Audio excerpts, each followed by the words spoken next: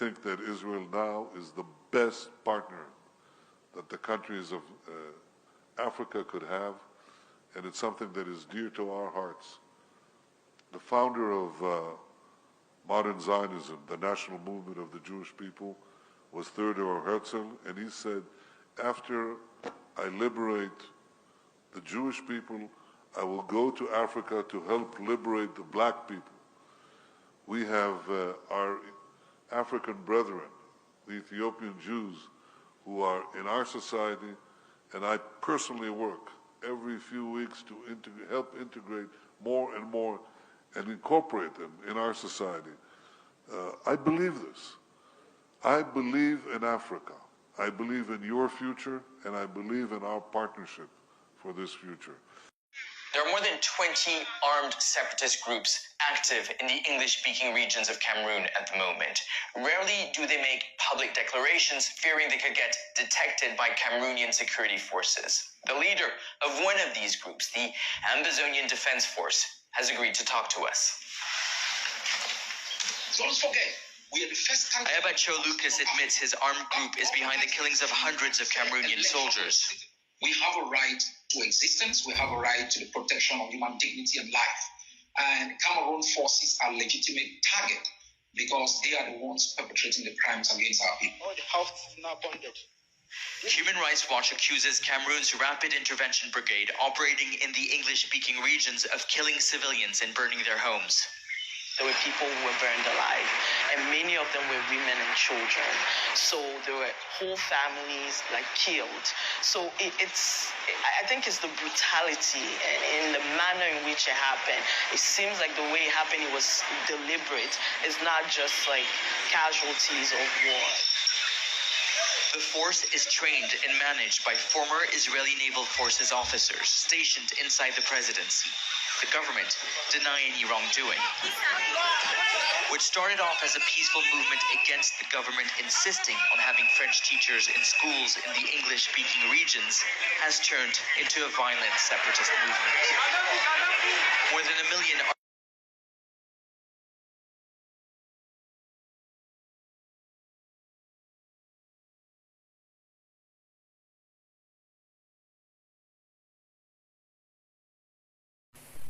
የተወደዳችሁ ኢትዮጵያውያን ሀገር ወዳዶች ከዘር ፖለቲካ ነፃ ሆናችሁ ታላቂቷን ኢትዮጵያ ቀድሞ የምናውቃትን ሁሉም ብሔረሰብ በኩልነት በአንድነት በነፃነት ኖረው ያቆዩአትን ሀገር እንግዲህ እኩልነት አንድነት ስንል ምናልባትም የፊውዳሉን ዘመን እንዳታስታውሱ በጣም መጥፎ ዘመን የነበረ ነው።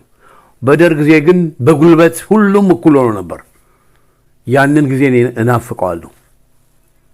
ማንንም ብሔረሰብ ንቆ መሳደብ መናገር የማይችልበት ዘመን ስለነበር ወደንም ጠላንም ደርግ በጉልበት ሁሉንም እኩል አድርጎ ነበር። አሁን ያ የለም። እንግዲህ ዋናው ጉዳይ ጠቅላይ ሚኒስትር ቤንያሚን ኔታንያሁ የተናገሩት ነገር በጣም ሴንሲቲቭ ነው። የሚደገፍም የማልቀበለውም ስላለኝ እንግዲህ የእስራኤል ታሪክ ያለው ኢትዮጵያ ውስጥ ነው። ከነሱ ይልቅ የእስራኤልን ታሪክ እኛ ኢትዮጵያውያን ነን የምናውቀው። ለምን ኢንዲጂኒየስ እስራኤላውያን ኢትዮጵያውያኖች ነን። ማለትም እነሱ አሁን የኢትዮጵያን ጂውሽን እንደ ሚግራንት ወይም እንደ ስደተኛ አድርገው ነው የሚናገሩት። ይሄ ኮምፕሊትሊ ሮንግ ነው። ምክንያቱም ከ2000 ዓመታት በፊት መጀመሪያ ንግስተ ሳባ ወይም ንግስተ አዜብ እስራኤልን መጎብኘቷን ራሳቸው ቤንያሚን ኔታንያሁ በሆነ ምክንያት ሲናገሩ ሰምታችሁ ይሆናል። ይሄ የማይካድ ሀቅ ነው። ከእስራኤሉ መሪ ከንጉሥ ሰለሞን ልጅ ወልዳ መመለሷንና ልጇ ደግሞ ሲያድግ አባቴ ማን ነው ብሎ ሲጠይቃት ነግራው ነበር።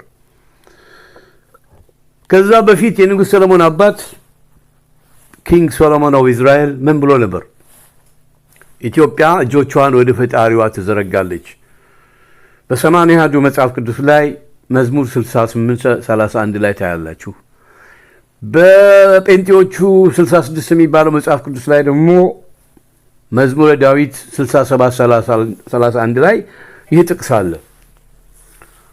ይህ ጥቅስ ዝም ብሎ አይደለም ለኢትዮጵያ ትንቢት የተነገረላት በነብዩ ዳዊት ብቻ አይደለም፣ ከዛ በፊትም ከዛም በኋላ እነ ሙሴ ደግሞ እስራኤላዊ መሆናቸውን ይናገራሉ። የግሪክ ኦርቶዶክስ ክርስቲያኖች እንግዲህ the ancient ኦርቶዶክስ ክርስቲያኒቲ ከተቀበሉት ከጂውሽ ሃይማኖት ወደ ክርስትና ከተለወጡት ግሪኮች አንዱ ናቸው። እኔ እንደውም እዚህ ሀገር ሆኜ ነው የሰማሁት፣ አላውቅም ነበር ሙሴ ጥቁር መሆኑን። ግን የኢትዮጵያ ጂውሽ አሁን ጎንደር ውስጥ የቀሩት ጥቂቶች ይሁኑ እንጂ ኢትዮጵያ በመጽሐፍ ቅዱስ ካያችሁ እና አቤሜሌክ በብሉይ ኪዳን ዘመን ማለት ነው። ጂውሽ ማለት እኮ ብሉይ ኪዳን ነው። በቃ አዲስ ኪዳን ማለት ክርስትና ነው። እና ኢትዮጵያ ብዙ ስሟ አለ በነ ሙሴ ዘመን ጀምሮ ማለት ነው። ነገር ግን በተነገረው ትንቢት መሰረት ታቦተ ጽዮኑ እንዴት መጣ ለሚለው በቤተ ክርስቲያናችን የቤተ ክርስቲያን ታሪክ በኢትዮጵያም ላይ ተምረናል። የንግሥት ሳባ ልጅ ቀዳማዊ ምኒልክ ወጣት ከሆነ በኋላ አባቱን ጠይቃት፣ ንጉሥ ሰለሞን ደግሞ ሲያድግ ለልጄ ይሄን ስጭ ብሎ የራሱን ቀለበት ለንግሥት ሳባ ወደ ሀገሯ ስትመለስ የኢትዮጵያ ንግሥት ሳባ ሰጥቷት ነበር። ሲያድግ ጠየቃት፣ አባቴን ማየት ፈልጋለሁ አለ። ፈቀደችለት። ከ400 በላይ ሚስቶች እንዳሉት በመጽሐፍ ቅዱስ ላይ ተጽፏል። የብሉይ ኪዳን ዘመን ነው። አሁን አንዳንድ የሌላ ሃይማኖት ተከታዮች ብሉይ ኪዳን ክርስትና እንዳልሆነ አያውቁትም። ግን ከብሉይ ኪዳን ቤተክርስቲያናችን የተቀበለችው አለ፣ ያልተቀበለችውም ህገጋቶች አሉ። 400 ሚስት ንጉሥ ሰለሞን እኮ ክርስቲያን አልነበረም፣ አይሁድ ሃይማኖት ተከታይ ነው። አይሁዶችም በአሁኑ ሰዓት ከአንድ በላይ አገቡ። እና በዚህ አጋጣሚ ይሄን ታሪክ ለመናገር ያበቃኝ ምንድነው? ይሄንን ታሪክ እነርሱም ያውቁታል። ታቦተ ጽዮንን ሰጠውማ ሄዶ መጀመሪያ ንጉሥ ሰለሞን ሲገናኝ ቀዳማዊ ምኒልክ አባቴ ነህ ብሎ ሲጠይቀው በምን ልወቅ ሲለው ይሄው እናቴ የሰጠች ቀለበቱን ሲያይ አቀፈውና እንግዲህ ይሄ መጽሐፍ ቅዱስ ውስጥ አልተጻፈም፣ ግን በኢትዮጵያ በታሪክ ላይ ተምረነዋል። የንግሥት ሳባ ጉብኝት ግን በትክክለኛው የኦርቶዶክስ ተዋሕዶ መጽሐፍ ላይ ነበር። የበፊቱ ከ40ዎቹ ዓመተ ምህረት በፊት ያለው ላይ ለጉብኝት መሄዷ መጽሐፍ ቅዱሱ ላይ ነበር። ለምን 80 አሐዱ ላይ እንደተሰረዘ እኔ በጣም ይገርም። ብዙ ነገር ተሰርዟል። ከዛ በኋላ በአባቱ ዳዊት ትንቢት መሰረት ታቦተ ጽዮንን ሰጠው። እዛ የነበሩ እስራኤላውያን በንጉሥ ሰለሞን ትንቢት መሰረት ወደ ኢትዮጵያ ገቡ። የኢትዮጵያ ጂውሽ አሁን ከ2000 ዓመት በኋላ ነው ወደ እስራኤል የገቡት። ወደ እስራኤል እንዴት ገቡ የሚለውን ማየት ይበጃል። ምክንያቱም ጠቅላይ ሚኒስትሩ ሁልጊዜ ሲናገሩ ስለ ኢትዮጵያን ጂውሽ ሲያነሱ ጠቅላይ ሚኒስትሩ እያልኩ ሲናገር የእስራኤሉን ጠቅላይ ሚኒስትር ነው፣ ጎበዝ እንዳትዘነጉ። ኢትዮጵያን ጂውሽ ሚግራንት ይላሉ። this is wrong። ይሄ በጣም ትልቅ ስህተት ነው። በንግግራቸው ላይ እኔ አንድ የተናገሩት ፓራግራፍ በእንግሊዝኛው ላይ ምን ይላሉ? we think that Israel now is the best partner that the countries of Africa could have, and it's something that the founder of modern Zionism, the national movement of the Jewish people, was the third or Herzl እንግዲህ ሄርዘል በዓለም ላይ ተበታትነው የነበሩ እስራኤላውያንን ከሁለተኛ ዓለም ጦርነት በኋላ በተለይም የጀርመኑ ሂትለር ከ6 ሚሊዮን በላይ የሚሆኑትን ጂውሽ በእሳት ውስጥ በኬሚካል ፖላንድ በሚገኝ ፈርነስ ውስጥ አቃጥሏቸዋል። በጣም የሚያሳዝን ህዝብ ነው እና የተበታተነ ቦታ ስላሉ ይሄ አሁን እሳቸው የጠቀሱት ሰው ሄርዘል እስራኤላውያን በየዓለማቱ ያሉትን ማሰባሰብ ጀመረ። የተበታተኑበት ሀገራቸውን ደግሞ በወረራ ያዟቸው የፓለስቲን አረቦች ናቸው። ብዙዎችን ታሪክ የምታውቁ አይመስለኝም። ከሁለተኛ ዓለም ጦርነት በፊት ያለው ካርታ ላይ ያንን ቦታ በቅኝ ግዛት በብሪቲሽ ቅኝ ውስጥ ነው የነበረው፣ ፓለስታይን ተብሎ ተጠርቶ ነበር። that was wrong። እስራኤል እኮ አሁን ያለው ካርታ እኮ ትንሽ ነች፣ ግን ትክክለኛ ካርታዋ በታሪክ ከሄደ ብዙ ተዘርፏል። ሶሪያ ወስዳለች፣ እዛ ኤሪያ ያሉት እነ ጆርዳን ሌላ እኮ መሬት አላቸው እስራኤላውያን። አሁን ያለው ካርታ ብቻ አይደለም፣ በታሪክ ከሄድን ግን እነሱ ያለችዋን ነው አሁን ባላቸው የጦር ኃይል እየተከላከሉና ራሳቸውን በነፃነት እየጠበቁ ያሉት። ብዙዎች ለምን እንደሆነ እኔ እሱ ነገር ይገርመኛል። አፍሪካውያን ተው በቅኝ ግዛት የደከሙ ናቸው። ታሪካቸውን አያውቁም። የእነሱም ታሪክ ያለው ኢትዮጵያ ውስጥ ነው። የእስራኤል ታሪክ ያለው ኢትዮጵያ ውስጥ ነው። እኔ የጁሽ ሃይማኖት ኢትዮጵያ ጥንት ተከታዮች መሆናቸውን ሁሉም በመሆናቸውን በመጽሐፍ ቅዱስ ላይ አንብቤዋለሁ። እና አቤሜሌክ እነ ሙሴ ኢትዮጵያኖች ናቸው። የግሪክ ኦርቶዶክስ ክርስቲያኖችም ይናገራሉ። እና ከታሪክ አኳያ ብቻ አይደለም ጎበዝ። እስራኤላውያን በአረቦች ወረራ ተበታትነው በአሜሪካ፣ በእስራኤል፣ በፈረንሳይ በብዙ ቦታ የኢትዮጵያ ጁሾች ግን ከታቦተ ጽዮን ጋራ ቀዳማዊ ምኒልክ ሊጎበኝ ከሄደ በኋላ ንጉሥ ሰለሞን ሰጠው አብረው ወደ ኢትዮጵያ መጡ። ኢትዮጵያ ውስጥ ከ2000 ዓመት በላይ ኖረዋል። በኋላ ግን ጠቅላይ ሚኒስትር ነታንያሁ የጠቀሱት ሄርዘል ሲያሰባስብ የኢትዮጵያ ጁሽ የመጀመሪያዎቹ በግዳጅ ነው የተወሰዱት። ብታምኑም ባታምኑ በሱዳን በኩል በ1973 እንደ ኢትዮጵያ አቆጣጠር የሱዳን መሪ ጃፋር ኒሜሪ ነበር። እስራኤል ይህንን ራሳቸው ጽፈውታል በመጽሐፍ እንዴት አድርገው የመጀመሪያው ዘመቻው ኦፕሬሽን ሞሶስ ይባላል ወይም ዘመቻ ሙሴ ቀይ ባህርን አሻግሯል ለምሳሌቸው እና ቀይ ባህር ዳርቻ መጀመሪያ ሲወስዷቸው ምንድነው ያደረጉት? እንግዲህ ሱዳን ጠረፍ ነው ያሉት። ያው ጎንደር ሱዳን ጠረፍ ስለሆነ በሱዳን በኩል ነው። ሄርኩለስ አውሮፕላኖች አዘጋጅተው ከሱዳን መንግስት ጋር ተነጋግረው ለአየር ማረፊያ የሚሆን ሜዳ ተደልድሎ ተዘጋጅቶ መጽሐፉን ብታነቡት ጉድ ነው የምትሉት። እኔ አንብቤዋለሁ። ባህር ኃይል እያለሁ ነው ያነበብኩት። በወቅቱ ያው የኢትዮጵያ መንግስት አያውቅም፣ ግን የሱዳን መንግስት ያውቃል። እንደውም የመጀመሪያዎቹ ሄርኩለስ መጀመሪያ አሰባስባቸው ሱዳን ውስጥ ወደ እስራኤል እንደሚወሰዱ በኢትዮጵያን ሰላዮች አማካኝነት ማለት ኢትዮጵያን ሰላዮች ማለት ራሳቸው ጁሽ የነበሩ ቀደም ብለው ወደ እስራኤል የገቡ ማለት ነው። በግዳጅ ነው የወሰዷቸው የመጀመሪያዎቹና እንደውም ሄርኩለሱ ሲያርፍ ይላል መጽሐፉ ላይ አይሮፕላን አይቶ የማያውቁ ናቸው። መኪና አይቶ የማያውቁ ናቸው። ገጠር ውስጥ ነው ያሉት። አሁን ቋራ ምናምን የሚባለው ጎንደር ማዕከላዊ ውስጥ ይኖሩ ገጠር ውስጥ ይኖሩ ናቸው። ተበታትነው ነበር። እንደምንም አሰባስበው በሄርኩለስ አውሮፕላን ወደ እስራኤል ሀገር ወሰዷቸው የመጀመሪያዎቹ። ይሄንን እንደው ድምጽ መቼስ ያው የፌስቡክ ጓደኞች አሉኝ የእስራኤል ውስጥ ያሉ ጎንደሬዎች ጠቅላይ ሚኒስትር ነታንያሁ እንዲሰሙ ቢደረግልኝም ደስ ይለኛል። ቢታካም ባይታካም ግን ሁለተኛው መናገር ስላለብኝ ነው። ምክንያቱም እንደዚህ በግዳጅ ወስደዋቸው ሚግራንት ወይም ስደተኛ ተብሎ አይጠሩ። ስደተኞቹ እንደውም ከአሜሪካን ከፈረንሳይ የተሰባሰቡት ሄርዘል ያሰባሰባቸው ናቸው። ሚግራንትስ እውነት ነገር ከተባለ እኔ ለእስራኤል ጥላቻ የለኝም። እስራኤል የምትባል ሀገር እንዳለች በክርስትናም ቢሆን አባታችን ሲጸልይ አንዳንድ ጊዜ ለእስራኤል አምላክ ፍረድ ነው የሚለው ትዝ ይለኛል። እስራኤል አምላክ ከተባለ እንግዲህ የክርስትናም ታሪክ የጁሽም ታሪክ እዛው እስራኤል ውስጥ ነው ያለው እና እሳቸው ሲናገሩ ግን ይሄን ነገር መተው አለባቸው። ፓርላሜንት ውስጥ አላችሁ አይደለም እንዴ? Ethiopians they are not migrants. They are their own country. They are indigenous people in Israel. ኢትዮጵያኖች ለምን ይዋሻል? ተመልከቱ። ከዛ ምንድን ነው ያሉት? After liberates the Jewish people, የሄርዘል ዓላማ I will go to Africa to help liberate the black people. We have African brethren, the Ethiopian Jewish ብለው ነው የተናገሩት።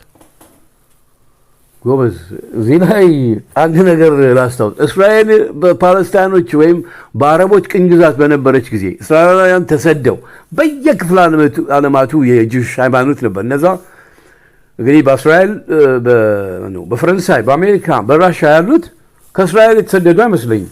ሃይማኖት በስብከት እኮ ሃይማኖት ሰው ይገባል። ክርስቲያን ያልነበሩ አረማውያንን በማስተማር ክርስቲያን ማድረግ ይቻላል።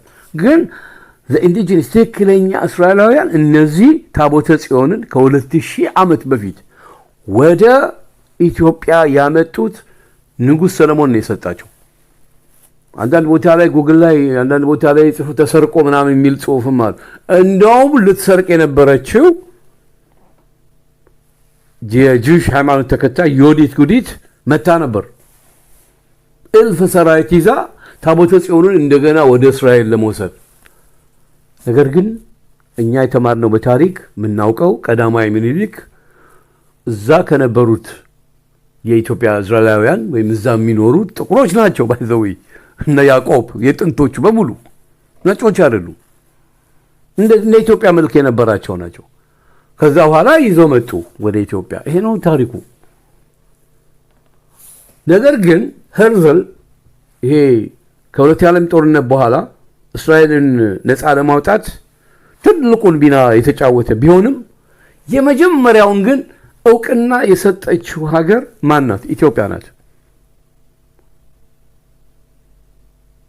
ጠቅላይ ሚኒስትር ጎልዳማየር ሁለተኛዋ የእስራኤል ጠቅላይ ሚኒስትር የነበሩት ሴት ናቸው። በጣም ጀግና ሴት። በጣም እኔ የእሳቸው ታሪክ በጽሁፍ ብቻ አለ በንባብ በፊልም ኢንተርቪያቸውን ባህር ኃይል ያለው ቪዲዮውን ስንመለከት ከራሳቸው አንደበት በእንግሊዝኛ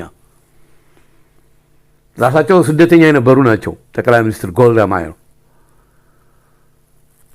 ያ ሁሉ አረብ 11 ሀገር ተባብሮ ሊወራት ሲል ከአሜሪካኖች ጋር ተባብሮ አሜሪካን ሲባል የአሜሪካን ጂውሾች አሁንም አሜሪካን ውስጥ አሉ። ከዛ ውስጥ አንዱ ጠቅላይ ሚኒስትር ቤንያሚን ኔታንያሁ የአሜሪካን ጂው ናቸው ራሳቸው። ለምን እውነቱን አይናገሩ? እርግጥ ነው አሁን እዛ የተወለዱትን ማን ሊሏቸው ነው? ስደተኛ ሊሏቸው ነው አሁንም ኢትዮጵያን። ይሄ በጣም ትልቅ ነውር ነው። በፓርላሜንት ውስጥ ያላችሁ ኢትዮጵያን ጂውሽ ለምንድን ነው ስለ መብታችሁ ስለዚህ ጉዳይ ማትነጋገሩት? ስለ ኢትዮጵያ ጂውሽ ሲጠራ ሁልጊዜ ባለፈው የአሸባሪዎች ወረራ ጊዜ የአየር ወለዱ አባል ታሪክ ሲነገር ዘመዶቹ ከኢትዮጵያ ሚግራንት ያደረጉ ናቸው ብለው ተናግረዋል።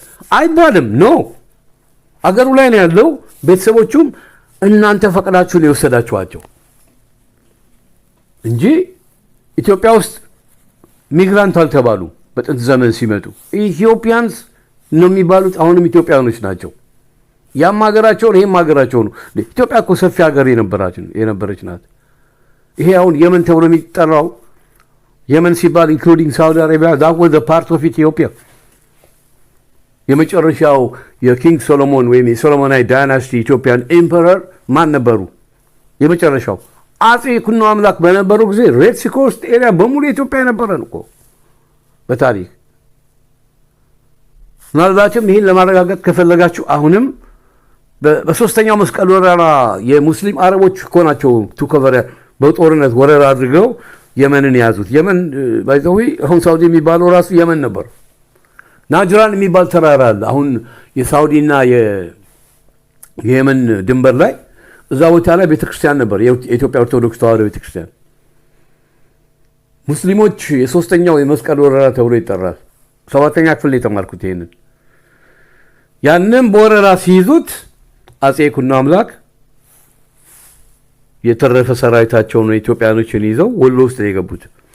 አባ ፈቃደ ክርስቶስ የሚባሉ ደግሞ የአጼ ይኩኖ አምላክ የነፍስ አባት ታቦቱ እዛ የነበረውን ታቦት ይዘው የት ገቡ? ወሎ። አሁንም ያ ታቦት የት ነው ያለው? ግሸን ማርያም ውስጥ አለ። ከየትም አላመጣሁትም፣ በፈጠራ የተማርኩት ነው። የቤተ ክርስቲያን ታሪክ በኢትዮጵያ ካነበብን ለምን እንረሳዋለን? ለትውልድ ማስተላለፍ አለብን። እና ሌላ የመጨረሻ የምናገረው እንግዲህ እስራኤልን ለማዳን ኢትዮጵያ ውስጥ አንድ ታላቅ ንጉሥ ነበር። ጎንደሬዎች ከኛ በበለጠ ታውቃላችሁ። አጼ ቴዎድሮስ ኢትዮጵያን የነበራትን አንድነት ካስመለስኩኝና ካረጋገጥኩ በኋላ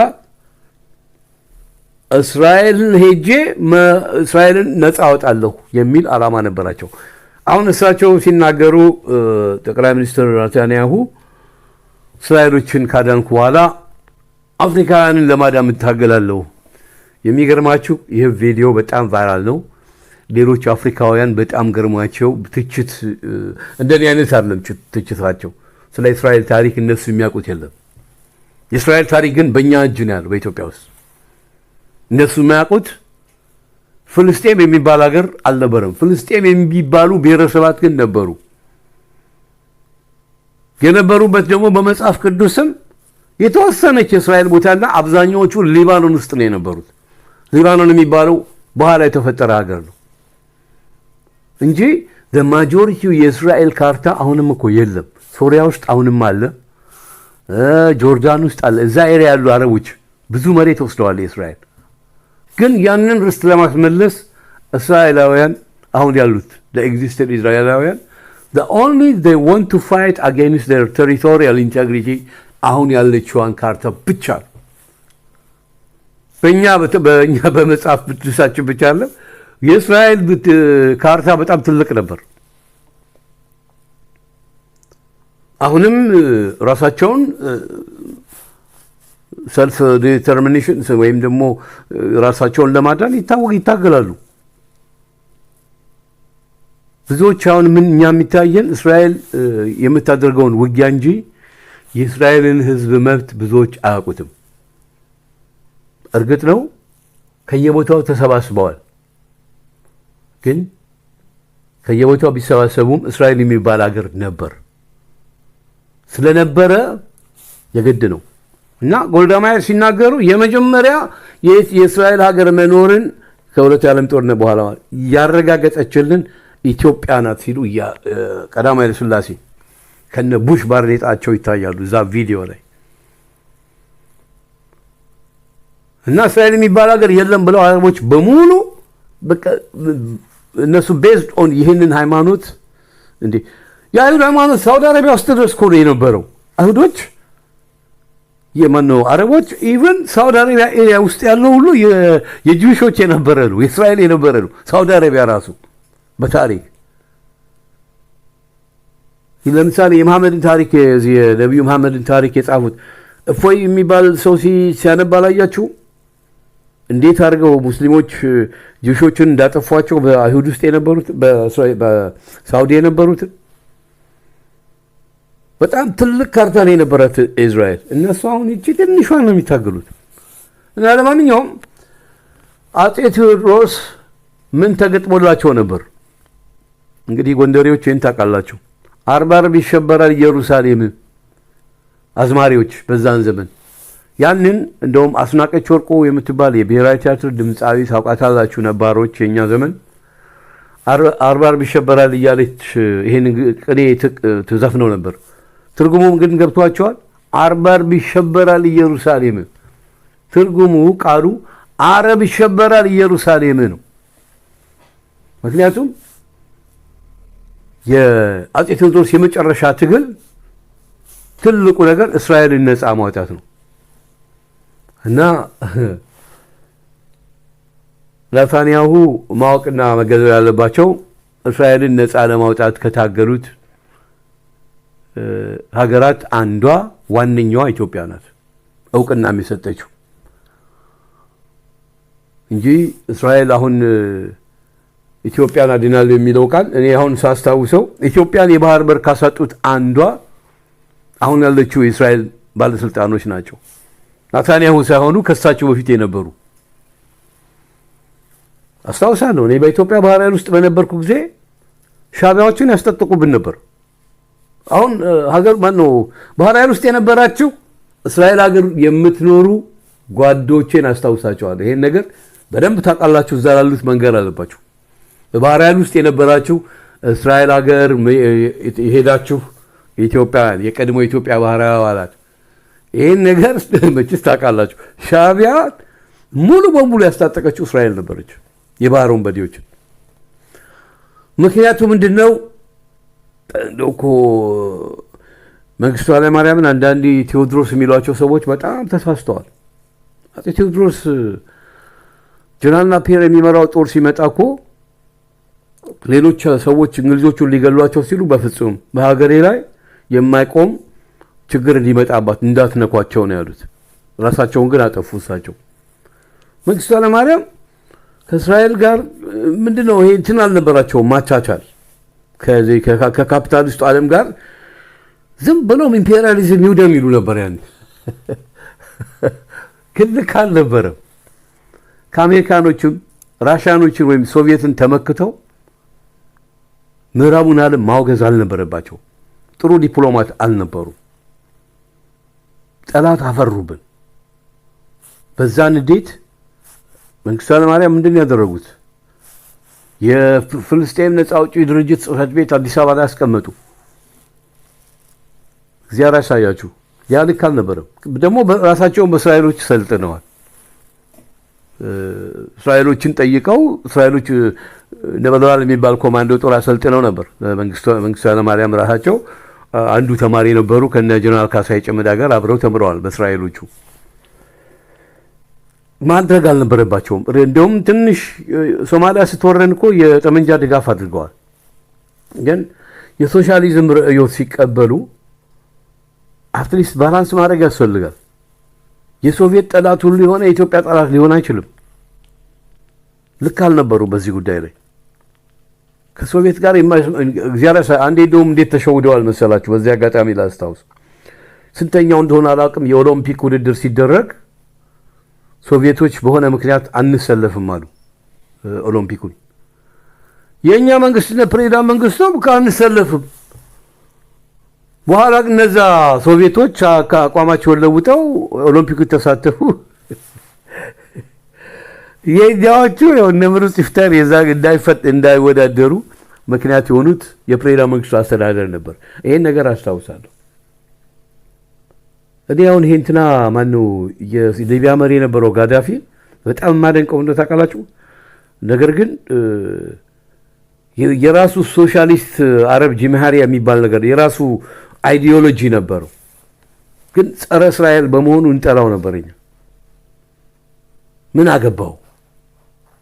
እኔ እሱ ነገር የሚገርመኝ ክልፍልፍ ነበረ። አንዳንድ ጋዳፊ ለሀገር ውስጥ ብጡ መልካም ቢሆንም ልክ እንደ ፕሬዝዳንት መንግስቱ ከሌሎችም ጋር ከታላላቅ ሀገሮች ጋር እኮ መጋጨት አያስፈልግም በፍጹም።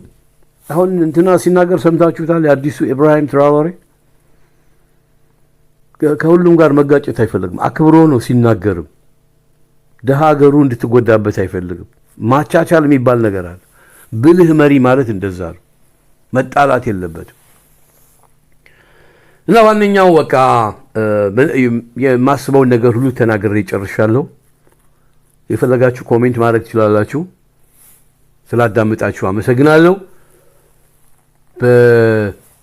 በእስራኤል ሀገር ያላችሁ ጓዶቼ ደግሞ ወይም ኢትዮጵያውያን ወገኖቼ ይሄንን ነገር እንግዲህ የእስራኤል ሰዎች ቢሰሙት ደስ ይለኛል።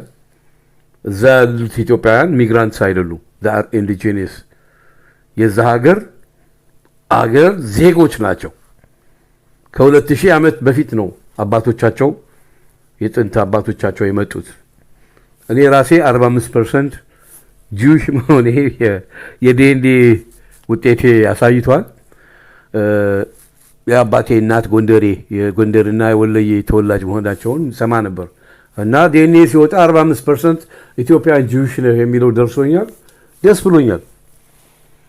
ቅልቅል ያው ሚክስድ ሬስ ይሉታል ፈረንጆች። እና ስላዳመጣችሁ አመሰግናለሁ። ጤና ይስጥልኝ።